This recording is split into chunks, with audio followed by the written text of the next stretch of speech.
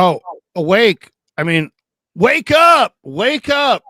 Oh, wow. Get out not of bed, really sure if I'm fully awake yet, but the rest of you wake up early and let's talk about a preseason game. Let's go. Great. It was great.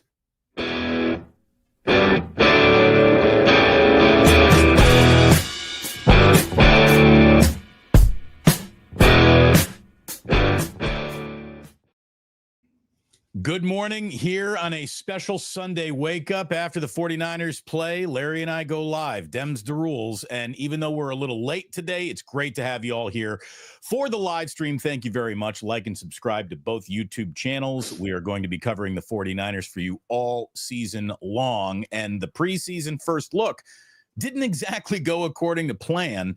That's for sure. It's good to see everyone. We are going to make sure nobody overreacts today. Larry, let's not panic too much, but let's be totally honest. In the vacuum of a football game, that was not a good football game for the San Francisco 49ers. There are some things that happened, regardless of when in the season it happens, who's out there playing, you just don't want to see happen. You don't want to give up 30 unanswered. You don't want to turn the ball over 4 times. You don't want to get progressively worse in a game as a game goes along, even though you're bringing in backups and guys who aren't even going to be on the roster. You're playing against guys who won't even be on the Denver Broncos roster. And, a few flashes, some things positive to talk about, but that was just not a great night of football. And I doubt Kyle Shanahan is waking up too bright-eyed or bushy-tailed just like you this morning, Larry. He can't be thrilled with what he saw last night. Well, it's one of those things where it's never, there's a bunch of plays in the game. There's some good, there's some bad. To me, there's really 3 things. You can get, you can get hurt, you can discover players, and you can get a little offensive cohesion going. They didn't play, a lot of their guys. Let's talk about this for a second. To me, right. Shanahan said in the post game, he had 19 different guys that they didn't play, that they would have played. None of the seven guys that he intentionally sat. So, Denver played Bo Nix. Denver played their ones. It was Denver's ones, Nick Bonito against the Niners twos for the most part. There was no Trent. There was no Kittle. There was no Bosa. And I don't blame them. I don't blame the Niners for not playing their guys. They've had a lot of injuries. There's really 3 things that you can get. You can get offensive cohesion, you can get guys hurt, and you can discover guys. So why get more guys hurt? So I think overall, and I think the injury, now who knows today, always, anytime there's a football game, you cross your fingers 24 hours later. But from what I heard, the injuries last night were simply Marquise Sigle's got a knee, but it's not serious. Tatum Bethune's got an ankle. It's not serious. Amir Abdullah's got a rib injury. So they didn't have a bunch of crushing injuries that I can tell from the game. So that's one. I do think we saw some really good things for some young players, Corey Kiner, Valdez, Jacob Robinson and others. But yeah, I would say there were a handful of, it's one thing to just look bad, but it's not just it's who looks bad doing what, and what other options do you have at the position? Like it doesn't bother me. There's a lot of people that were walking around. In fact, my youngest son just said to me in the hallway before I walked in, he's like, "Man, Carter Bradley and Tanner Mordecai played like shit." And I'm like, you know what? You're right. Tanner Mordecai looked bad, except for the one run he had, and Carter Bradley's got a good arm, but he looked even worse. He was awful. He was objectively awful. But I'm not going to get mad about that, because these are guys that by the time they're playing, your season has ended long ago. Right. So I don't care that Carter Bradley throws a flat ball and doesn't see linebackers. I don't care that Tanner Mordecai is not progressing at the rate that I would like him to progress at. Those things don't freaking matter. What does freaking matter is that Spencer Burford is your backup offensive tackle, and Nick Bonito owned him. And guess what? I was at all the practices, and I've been there all summer, and I'm just going to say it. He's too slow to play offensive tackle. He doesn't have offensive tackle feet. In the 80s and 90s, Damon, you remember the tackles, House Ballard and some of those guys. Those guys were massive. They were huge. Now the big-bodied guys, the Mekhi Bectons, the guys who were 350, 360, 370, they're playing guard. The guys who play tackle in the NFL in 2025 have to be able to move their feet because of the speed of the Bosas and the Garretts and the TJ Watts of the world. You can't be slow-footed. And the Niners have Colton McKivitz, solid right tackle, Trent Williams, future Hall of Fame left tackle, but they don't have a third tackle unless somebody that I haven't seen yet, like an Andre Dillard, comes out of nowhere and does it, because Burford and Pleasance showed in practice they don't have feet to play tackle. And Burford showed last night in the game for everybody to see exactly what I'm talking about. It was some false positives I think we got from our Austin Pleasance excitement watching him at rookie minicamp. I also think that among the chief, maybe lying to themselves coaches in football is Greg Forster, who just the 49ers, he gives compliments to guys who I don't know if they really deserve them or not. Bad night for this team's offensive line. And like you said, the backup tackles, they are a McKivitz or a Trent Williams injury away from watching an entire season go up in smoke. I mean, it would take very little more than a serious injury to either one of those guys to alter what this year might look like. But look, it wasn't all bad. There were some, like you said, individual standouts. I thought it was good that, like you said, with the Denver ones out there, they got Bo Nix right off the field a couple of times. This was the first team Broncos offense opening up against a hodgepodge of a defense. A couple starters were out there, but not many.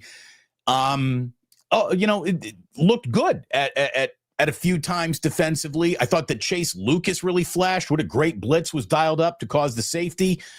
I liked the Watkins 50-yarder from Mack. I thought it was a good ball. I thought he did a great job tracking it in the air. Nice catch, 50 yards. Good. And by the way, Mac Jones, that was a dime. It was perfect. That was absolute beautiful perfect pass. Yeah. You mentioned Chase Lucas. Oh my God, Chase Lucas. He's such a character. I talked to him after the game, and Kev put together a little clip. And here's Chase Lucas. We had to bleep it because I think we wanted to use it on radio, but he dropped some. He was really he was getting into some language at his locker because he's fired up.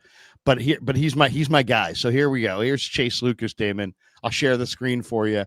We get a little Chase Lucas real quick. 30 seconds of Chase Lucas. Here's the exchange I had with him last night in the locker room. Chase, you were playing fast, you were playing physical, you were really flying around. Is that your intent in the pregame to just, let it go and play fast? Man, I know you're not gonna like this. I didn't give a man.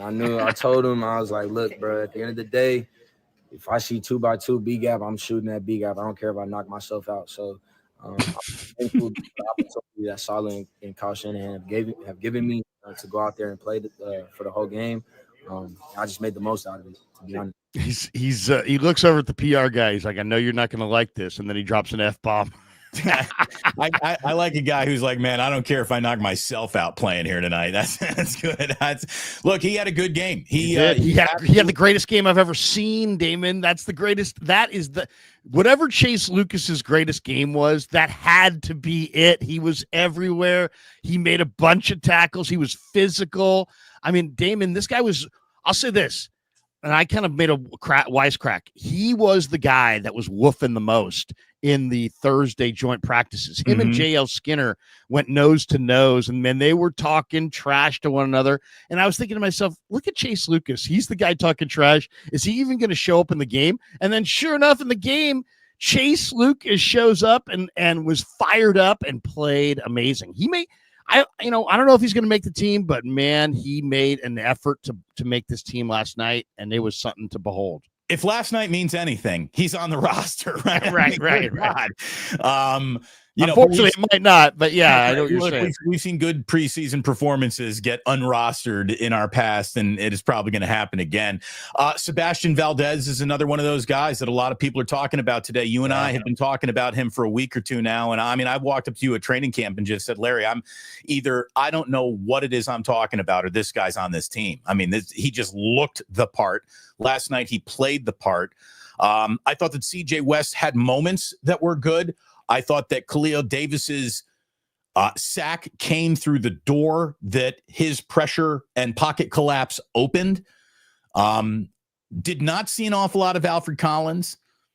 Again, the guys who had good games, there's not a lot of names to stack on top. Junior Bergen had a nice return. If he's going to make this team, nice returns are the road he's got to be traveling down in every single one of these preseason games. But boy, Kyle and company got a lot to work on before next Saturday against the Raiders in Las Vegas. That's for sure. They can't be happy with what they saw last night. I mean, 30 unanswered with some real, this qualifies for the Benny Hill theme moments from backup quarterbacks. And look, Gus Bradley's kid is here because Gus Bradley's a coach. I mean, I don't care what Carter Bradley's arm is. That dude is. If Gus drove his son home last night, he probably made him sit in the back seat. You gotta. It's one August preseason game. It's like you pump the brakes. There's guys that have bad games. I'm not saying Carter Bradley's good. I'm not. Don't get me wrong. He was 6 for 14 with an average of 2.3. He was not good. It means very little. The 49ers. First of all, Denver is a good team.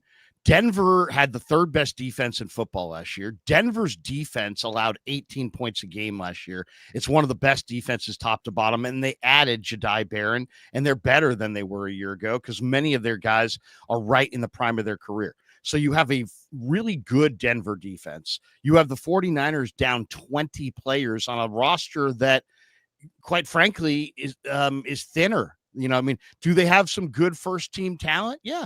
49ers are going to be okay. But if they have 10 starters on season-ending IR, they won't be okay. Right. I mean, look, in a game last night where you're down 20 guys and you're down 20 guys and you're going up your twos against their ones, and they're a playoff team. They're the team that has the expectations.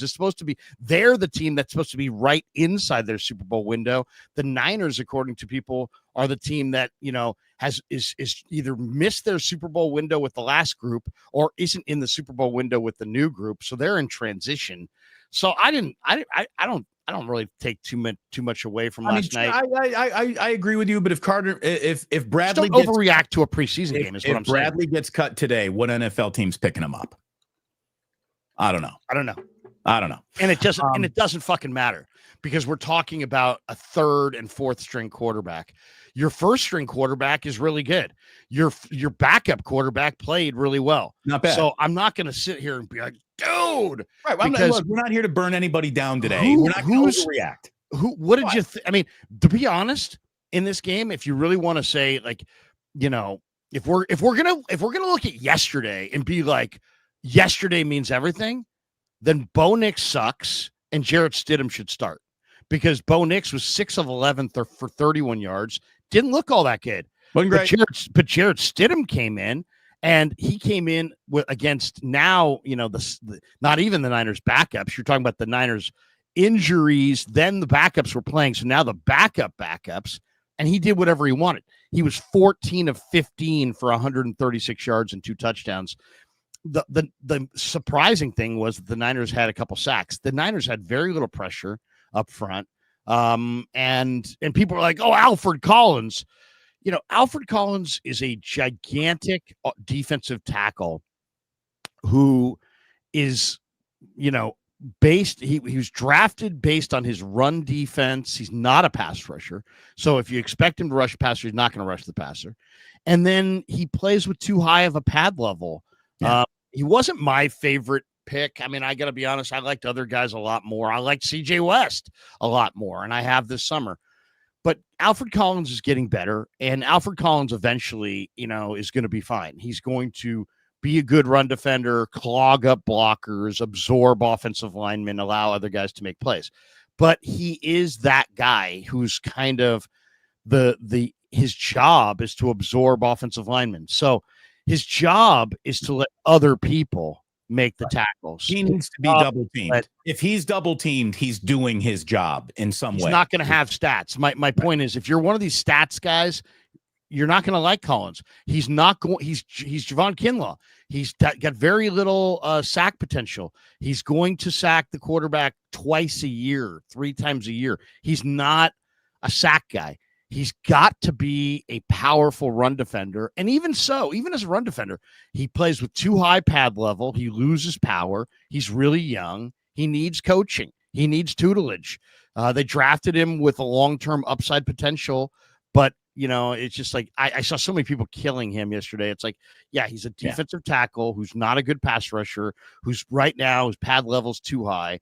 But the reason he went in the second round is the reason that 7-footers go in the first round in the NBA draft, because they're 7-footers. They're rare human beings. Long-term upside potential. You sounded like Jay Billis right there. Normally we hear that during the NBA draft. Yeah. Upside potential. The guy who had a bad game was Nick Martin. Nick Martin flew all over the field, and he made 5 tackles and 3 or 4 really good ones, but he also missed about 5 tackles. 4 and 13. Tribe, calm down. We're not quite there yet. I thought, here's the thing. I will sort of agree with you on Nick Martin.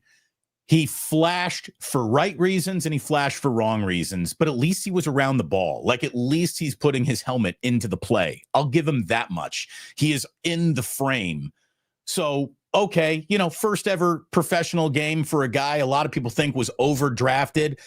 Got kind of what I expected out of him. Again, we didn't even see the real 49ers last night, but even when you're deep into backups and playing a team that's got better expectations, you never want to give up 30 unanswered.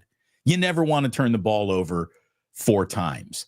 You never want to have, as the night goes along, the game just continues to get away from you and you can't get it back. I mean, the Niners had a good drive, a good blitz, a good punt return, a good pass. And we're out of us, like kind of right there. It was a night of about 4 or 5 plays for the 49ers. And that's what it was Thursday. I mean, that's what it was on Thursday. Thursday was, Denver would have 4 or 5 good plays. The Niners would have a good play. Then Broncos would have 3 or 4 more good plays. The Niners would have a good play. And that's it right now. That's where the 49ers are at. I mean, they are a talented team, but their best talents, their franchise talents, are all in the twilight of their prime or past their prime. So in a camp setting, you have to baby those guys and they don't play. Mm-hmm. Like, I wouldn't play. I'd basically turn this thing into a Sean McVay Rams and I wouldn't play anybody. I'm almost in agreement with you, Larry. And look, we tell everyone to not overreact to preseason games. We're going to be telling everyone to not overreact to the first 1, 2, 3 weeks of this season, because this is the weeks 1, 2, and 3 now in the NFL are sort of like the tune-up for the actual guys who are going to be playing in this league. Preseason is not used as that actual tune-up anymore. It's just used for back a roster construction, and that might be the right way to go about it. I'm not even criticizing that. Getting to week 1 as healthy as possible is as important as getting to the playoffs as healthy as possible. Health is not an option in this league, and it's going to be stripped from you. If it's stripped from the 49ers at the position of offensive tackle, there is no thread that is easier or more identifiable to pull. Like, pull this thread, the entire sweater starts coming apart. A serious injury to Trent Williams, a serious injury to Colton McKivitz, and it doesn't matter who's having a good year. Brock Purdy, blah, blah, blah, CJ West, blah, blah, blah. If one of those guys goes down, the 49ers are going to be, they're shallow. They're shallow. I know we all wanted them to be deeper. They were shallow. They did not prioritize improving their offensive line. They tried to do it around the margins, and they are, we all hope, marginally better. But that's really all I think we can expect out of this. Our early excitement and reads on Austin Pleasance, not so good. I'll give you this, Larry. I'm not ready to say he's Emmitt Smith, but Corey Kiner was pretty good last night. I liked what I saw out of him. 10 carries, 45 yards. Amir Abdullah might have done something, but then he fumbled at the end of the game, so I just kind of put a line through his name. Patrick Taylor Jr., bad. Didn't have a lot of room to run, so it's hard to say it was him or not. I don't know, but just kind of an unimpressive overall night in a preseason debut for almost everyone involved out there last night with the 49ers. There's a lot that Kyle can work on this week for sure. Welcome, everyone. It is great to have you. We false started this morning, but we're here on a Sunday. We're going to do Wake Up every day after the 49ers play, today being no different. Like and subscribe to both channels. And Larry, I don't think we've thanked our sponsors yet either. Let me thank Ike for sponsoring us here over on Damon Bruce. Plus, our friends at the Dubliner West Portal are always doing a phenomenal job helping 49ers drink their pain away through preseason games. Hopefully you were there last night. Hopefully you think on getting a sandwich from Ike's today. It is National Sandwich Month after all. Of course, the Krug Show always brought to you by our biggest sponsor, Pig and a Pickle. Thank you, Pig and a Pickle. Thank you, Damon and Mary, for sponsoring the Krug Show. Check them out. They're in Emeryville. They're in Corte Madera. They're open 7 days a week from 11 a.m. till 8 p.m. They have great food. So they work at it. You know, anybody who owns a restaurant knows it's a tireless deal, and they work day and night. But Damon is a phenomenal cook.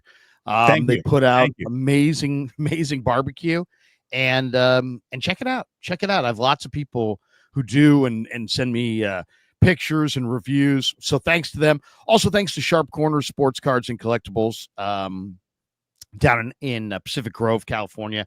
My good friend Anthony Catania has been with me for a while. 831-521-5264. And then Claw Daddy Arcades is our sponsor as well. And they're a great Claw Daddy's a great follow on Instagram at Claw_Daddy_Arcades for locations near you. Brand new locations opening in Capitola and Visalia Mall later on this year. Claw Daddy Arcades is a great guy as well. And I don't know if you guys have caught any of my locker room stuff or any of my podium stuff or any of my interviews, but Claw Daddy said he didn't think I was sounding quite as good as I could, that I should invest in some wireless mics. And he said, you know what, here it is. Here's all the wireless technology you need. And foot that bill. So thank you, Claw Daddy. Claw Daddy turned into awesome Tech sponsor. Daddy. Tech Daddy. Yeah. Sound Daddy. Yeah. Claw Daddy, Tech Daddy, Krug Show Daddy, but he's fantastic and we appreciate him. And thanks to all of our sponsors. There's links in the description below for all of our sponsors. And we should tell you on our end that, hit like, hit subscribe, make sure you have that notification bell turned on for both channels so you never miss a show of Damon or I. And remember, on our end, once the live stream wraps, you can catch the full replay anywhere you get your podcast. So Spotify, Apple Podcasts, wherever your favorite platform is, just search The Krug Show and you'll find us. But let's get right to it. One of the things how about Trent Sherfield having a touchdown against his former team there last night? Well, I'm tired of talking about the negative. I want to talk about some of the positive because there was a lot of positive. And, to me, to be 23 minutes into this live stream and not mention Tatum Bethune or Marquise Sigle, I think is missing it altogether because Sigle was everywhere. And there are indications that he is not just a draft pick, but one of their best draft picks. I think the long-term plan is Malik Mustafa at strong safety and Marquise Sigle at free safety. The book on him in the draft, Damon, was, he's a converted corner and, he runs 4.37. And so your first thought is, he must be kind of a finesse guy, right? So I'm thinking, finesse guy who they must like, and he runs well and he plays safety. But then after the draft, like much after the draft, I saw some clips from the East-West Shrine game where this guy was just blowing people up. And it looked a lot like what we saw last night, where he was just around the ball, lots of physicality, lots of hits, face mask to face mask. And they got something here with this kid. I mean, they really do. Fast. I mean, he's fast. a nice There's player. no denying that, man. He's fast. He's fast. He can cover. But for a guy who's fast and can cover and has 4.3 speed, he's got some thump. So, and he's not afraid to stick his head in there. So I thought Marquise Sigle was an overwhelming positive. They found something there. And that's exciting. Why? Because I think the Niners, between CJ West, Nick Martin, I know Nick Martin didn't have a great game, but I'm not really worried. Upton Stout and Sigle, I mean, they've got some guys who who are part of the solution going forward. So I love Sigle. I'm glad you brought up this name, because the first question that I had for you, because I there's not a lot in terms of preseason in-game scratches that surprise me. But as we were talking about this week, what rookies play and how much they're allowed to play, given their importance to the Niners in the regular season. There has yet to be a regular season where Kyle has needed to depend on a rookie class coming through for him, quite like this one.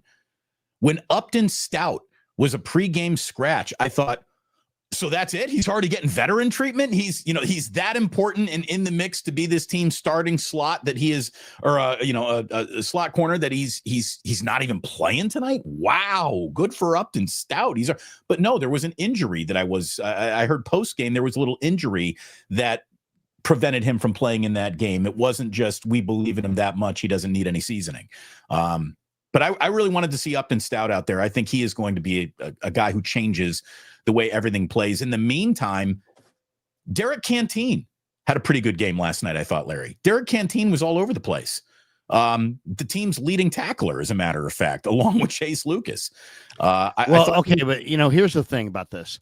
Sometimes, this is why you got to really watch these games. I'm not saying that Canteen wasn't good, but another guy who was up there in tackles was Luter. And, Luter had some really nice plays, but he also had some negative plays. Sometimes when you see a lot of tackles from your corners and your DBs, it's like, especially your corners. That's the job, though. Every corner is going to have sometimes negative plays. Darrelle Revis had sometimes negative plays. It's just part of the position. But I'm just saying, sometimes the best games that a corner has, the box score looks like, 3 tackles, 1 solo, as opposed to you could have 11 tackles and have kind of a bad game because they're picking on you left and right and you're being forced to make tackles, or they don't think you're a very good defender and they're running at you. They're coming at you. And so the tackles thing, it can be a little deceptive for corners. I'll just say this, there were an awful lot of Niner DBs among the leading tacklers, but several of them showed up. I'd rather see you show up around the ball than not. That's just the bottom line. But if you're getting picked on or if you're making tackles way downfield, that's not necessarily good. Either way, game ball for Chase Lucas last night. I thought he played the best of any single guy who dressed for the 49ers. I really did. I thought he was very, very good. If he does not make this roster, why are we even playing preseason games? He was good. There you go again. You love this. You love the overreaction.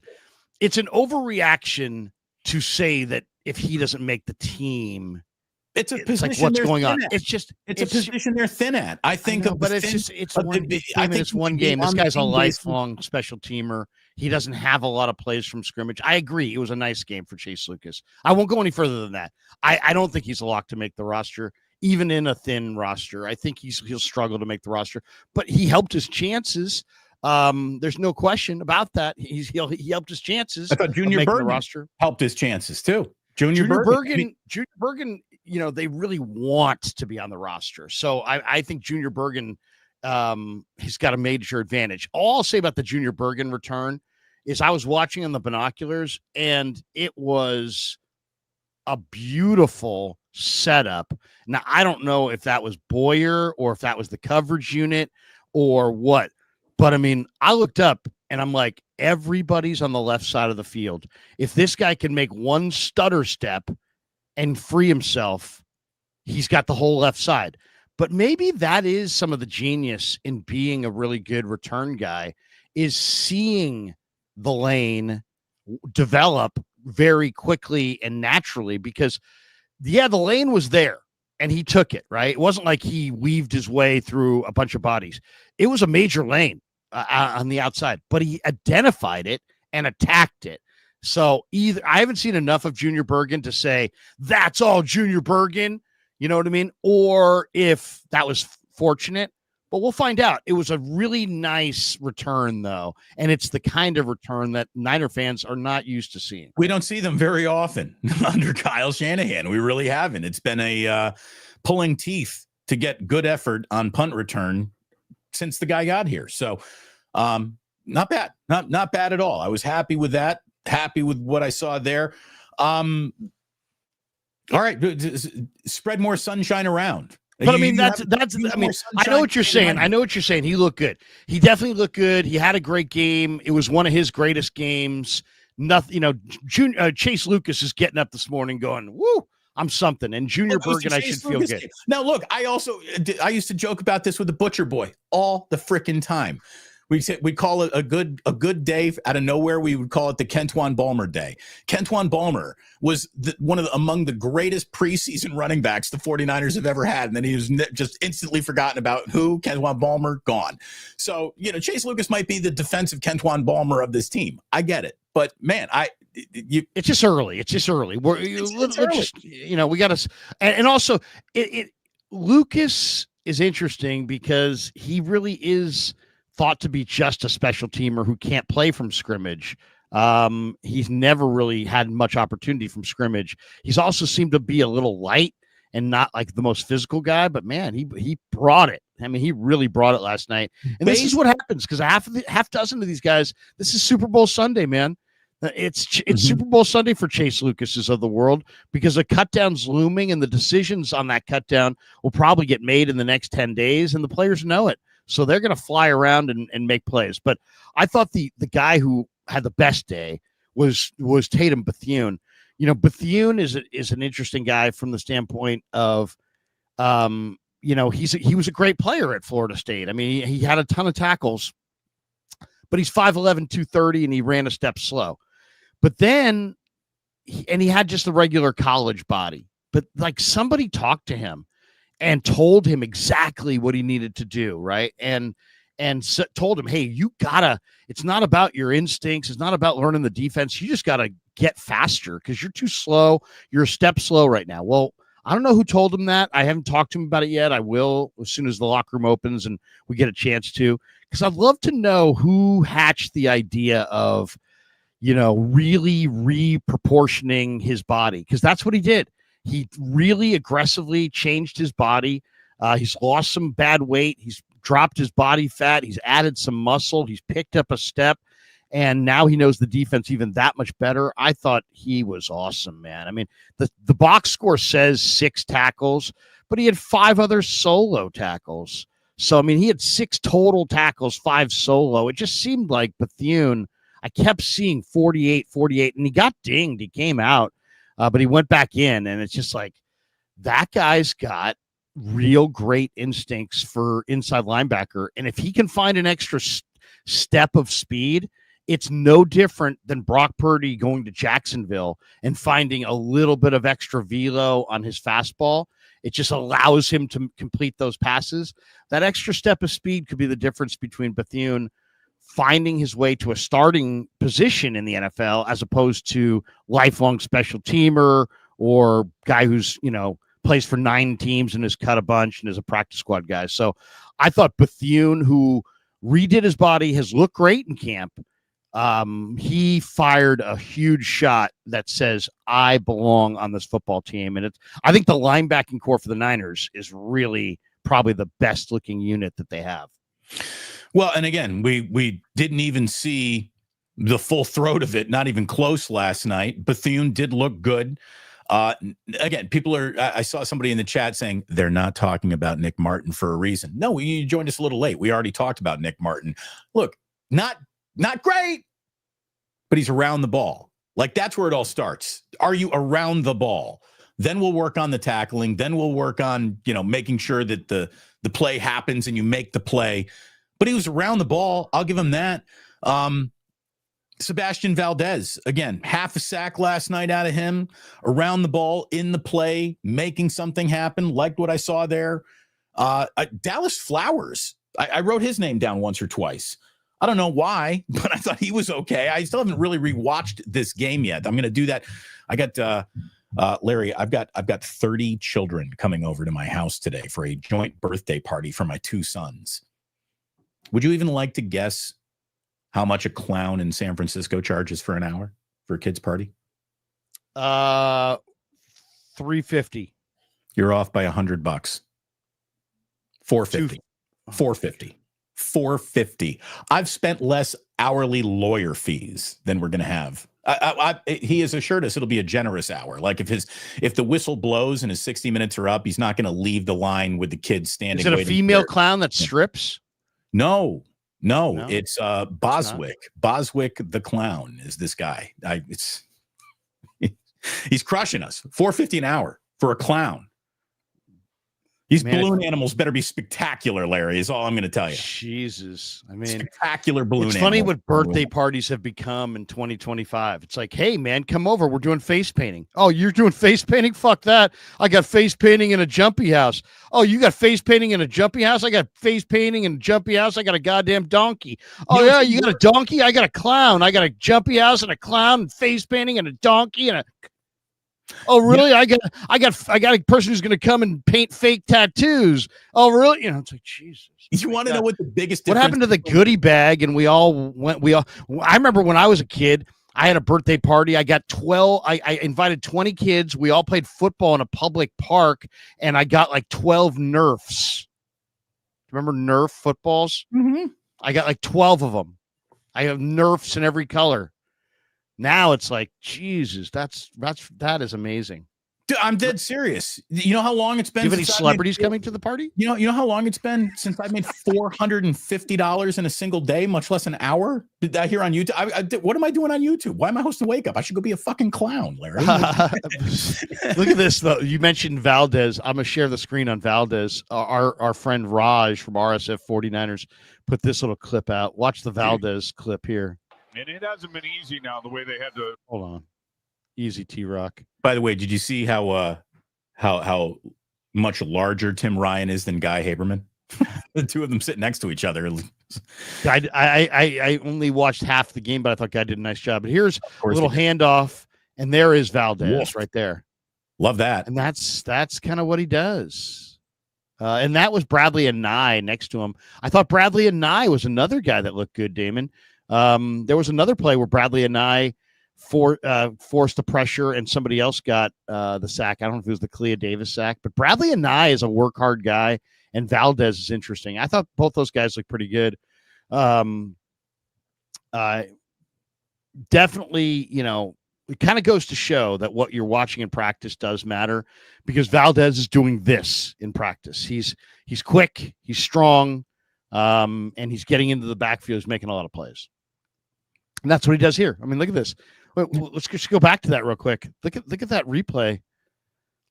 We get the end zone camera. Look at the quickness out of his stance against 78. Okay. Let's back this up a little bit. Here. I mean, that's like he jumps into the gap too quick for those guys.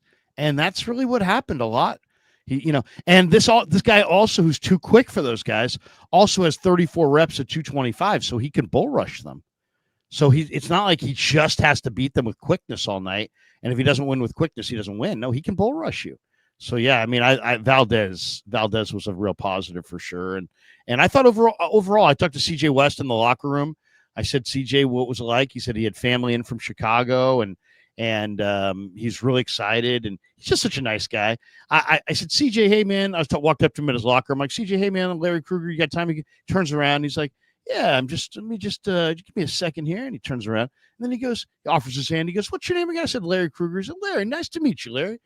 Just a tremendous guy, man. Well, again, first day of training camp down there, he spotted me wearing an IU shirt. And we talked for a little bit. You're not supposed to do that in the meeting. You're not supposed to turn and talk to the players. But he's like, hey, I was like, hi, how are you? He's a very nice guy. And I tell you, I think he's going to be a very good football player.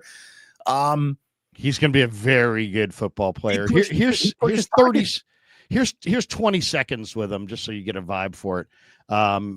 Last night, post game in the locker room, a little Krug, CJ West, what's going on?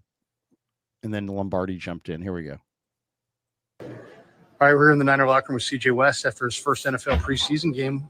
Give us the rundown. How'd you do? What'd you think? It's a great learning experience. As a rookie, that being your first time, putting NFL pads on. It's a lot of stuff you got to learn coming into the league, and getting the chance to actually go against their starters with some good competition. You know what I'm saying? So that was great to kind of get a little taste of it. And I know there's much more to come. There's much more I got to learn, and much more I got to do to get better as a player. But I'll say it was a good first time out there. Robert Saleh says he'd like to simplify things so you guys can play fast. Did you feel like you were able to play fast tonight? Oh, yeah, for sure. He kept the calls, same things we do in practice. And just allowing us to play fast, allowing us to be free and go. So, with this defensive scheme, that's what allows defensive line to do. So I want to, take full advantage of that. So you split a double team early against the run successfully. Is it different than college, or is there a higher level of, I guess, intricacy from the linemen at this level? For sure. At this level, the offensive linemen are smarter, they're faster, they know different ways to cheat the game just a little bit to kind of give themselves an advantage.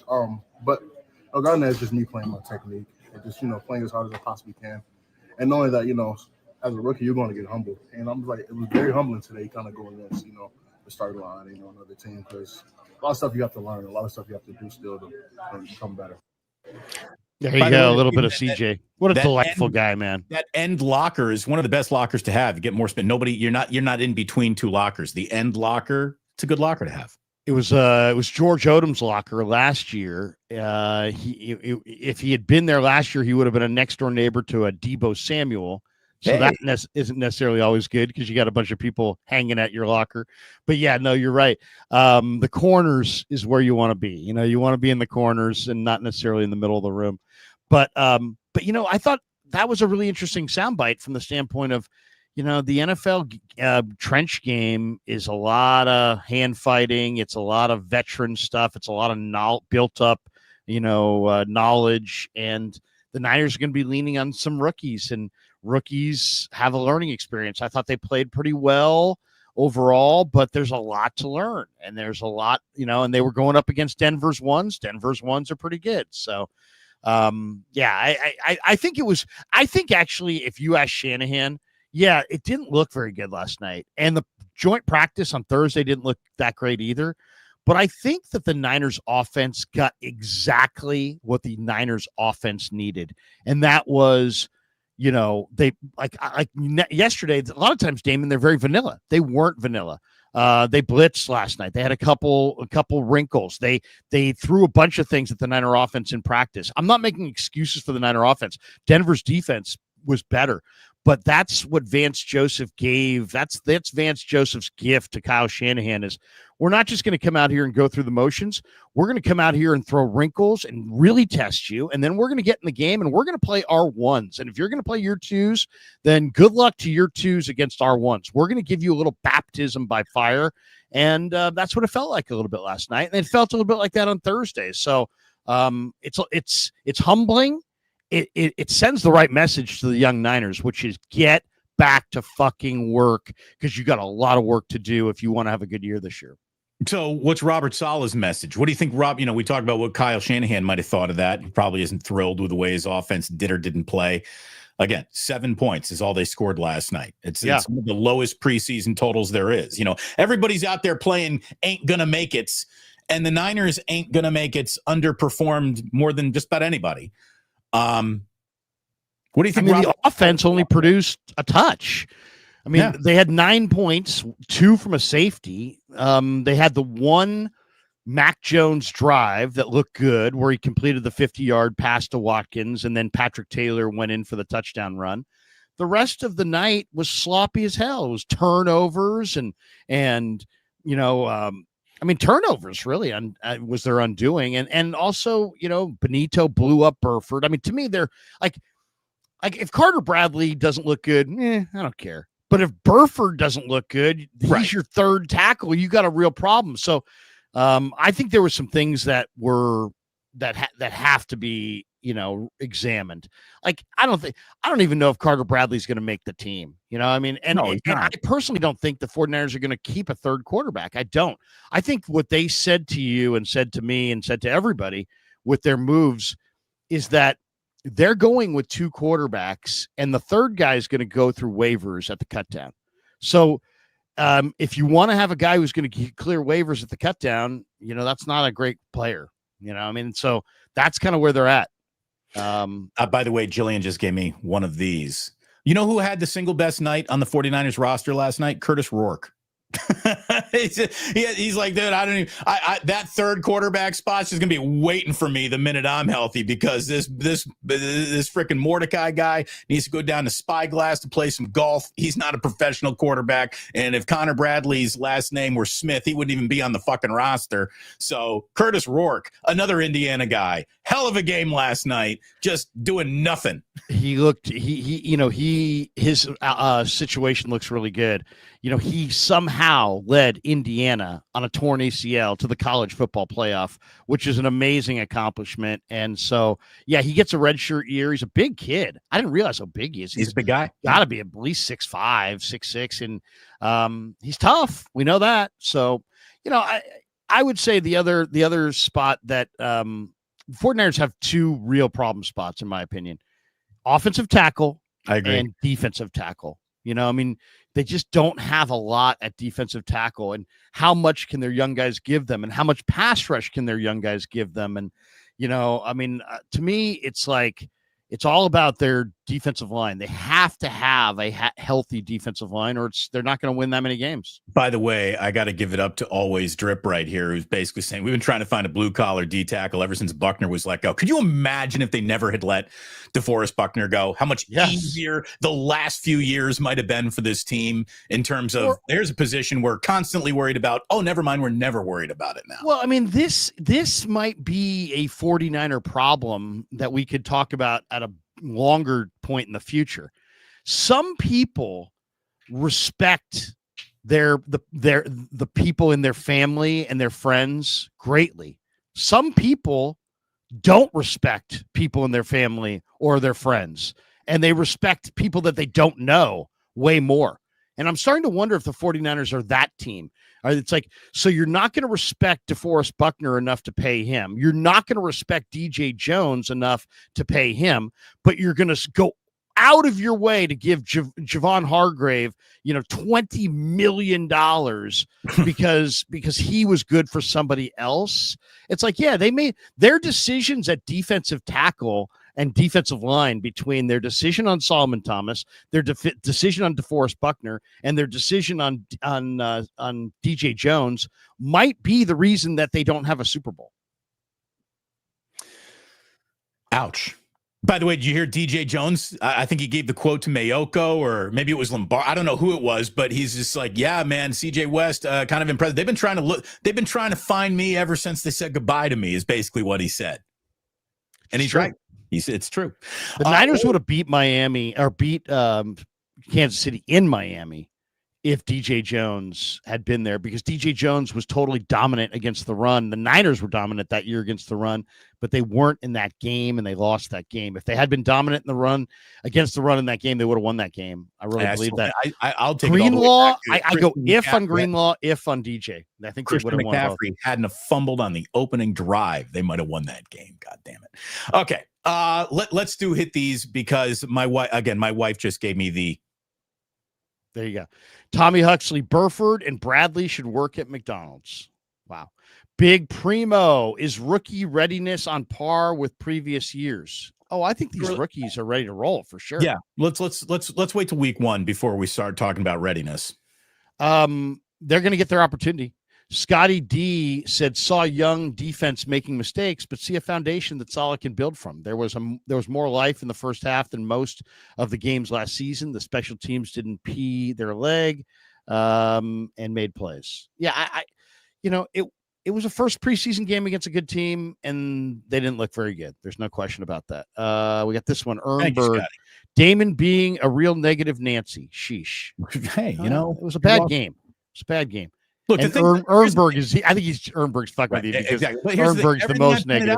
Look, everything I'm pointing out is obviously under the guise of it doesn't count yet, but there are some things that you don't want to happen in any football scenario, whether it counts or not, no matter who's playing or not, no matter where you're playing or not. You never want to give up 30 and unanswered. You never want to turn the ball over 4 times. It's about winning. They didn't wind up winning, and there's and believe here's the thing: you it's can also about lose the critiquing. preseason It's game. about I don't give a shit critiquing. whether you win or lose. How do you look? Yeah, And it's about critiquing, but you also have to know what you're watching.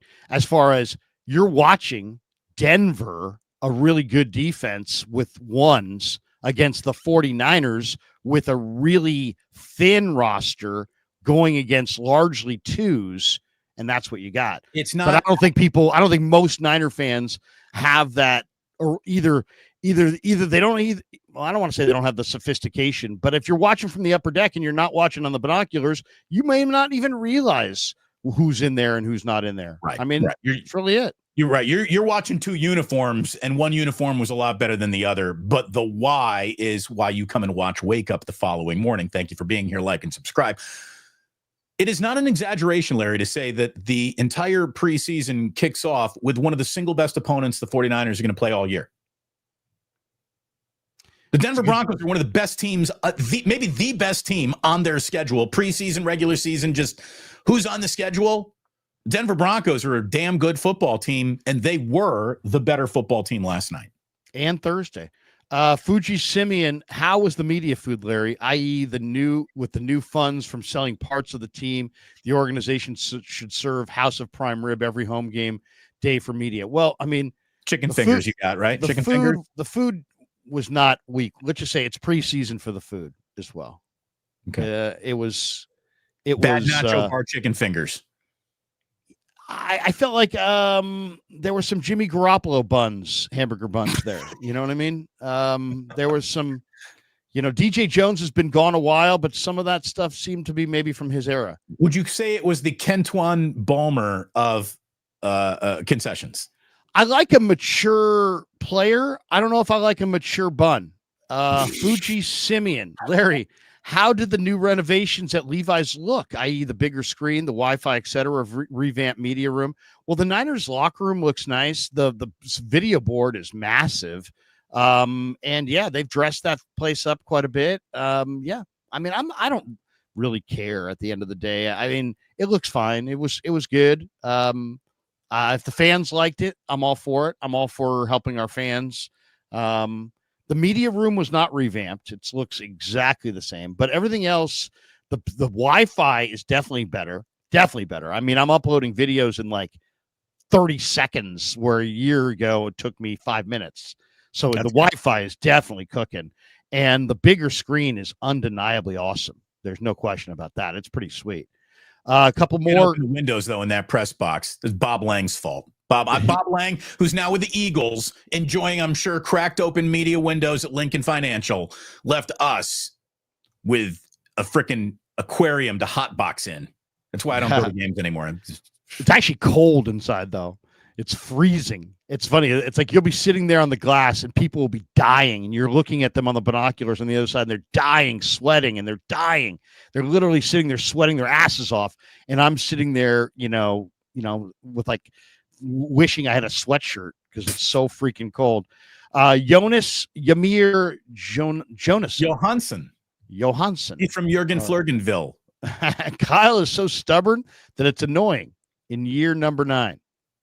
I mean, there wasn't a lot of Kyle stubbornness on display last night, I thought. How about this? Kyle was so unstubborn, he gave Kubiak the play calls, right? Kyle didn't even get on the mic last night, did he? I feel like Jonas could have made that, comment without seeing even one snap of the game almost. Fuji Simeon, $450 for a clown.